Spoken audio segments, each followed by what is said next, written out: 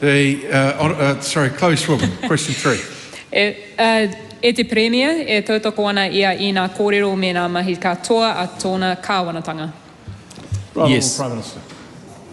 Does he agree with the Minister of Foreign Affairs that, quote, there are a broad range of strongly held views within our government, end quote, and if so, who in the government is opposing recognising Palestinian statehood? There is a broad range and strongly held views across our whole of our society and across the whole of New Zealand. And as you would expect across this chamber, there will be a variance of views as well. What is the harm, if any, of recognising Palestinian statehood? Well, it's been a long-standing position of successive New Zealand governments since 1947 to recognise the creation of a state for Israel and a state of Palestine where two peoples can live together in peace and security. That has been a long-standing position of the New Zealand governments over successive of different political parties. The issue is that we need to, as we've said, as you heard the Foreign Minister say, and it's been a long-standing position, it's a matter of when, not if. But the immediate challenge for the situation in the Middle East is, of course, Hamas must release hostages. As a terrorist organisation, they must release those hostages. Secondly, Israel must allow unfettered humanitarian access into what is an absolute catastrophe, and there must be a ceasefire and diplomacy and dialogue. Is the Prime Minister aware that Israeli hostages have been offered back multiple times and Israel currently holds approximately 10,000 Palestinian prisoners? Sorry, I'm not going to respond to that question. That's not what I've been briefed on. So, well, it's point of order, Mr. Speaker? It's an assumption. A point of order is heard in silence. I'm just seeking your guidance when the Prime Minister refuses to answer a question which seeks to tease out the logic that he is using with regard to government decision making. No, I don't think that's reasonable. The Prime Minister said he wasn't prepared to answer it because it wasn't within the scope of the briefing that he's received. Is the Prime Minister aware then of our obligations under the Genocide Convention, and if so, what are they? Yes, and what I say to the member is I would be very careful throwing terms like genocide around. It's very important that the right bodies that we support under the international rules-based system, the ICJ and the ICC, are those closest and are the appropriate bodies which we fully support to make those determinations.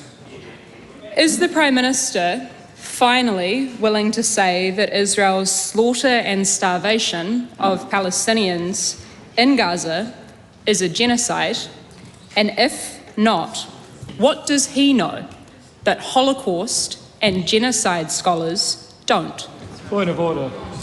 A point of order, the Honourable David Seymour. Mr. Speaker, standing orders, I think it's about 390, are very clear that a questioner must not make arguments or argumentations in asking a question that are not necessary to make it intelligible.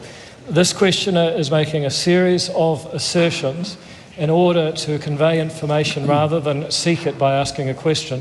A question like that, according to standing orders, should be ruled out. And had the member not been so quick off his feet, it probably would have happened. And it is now happening. Have another go.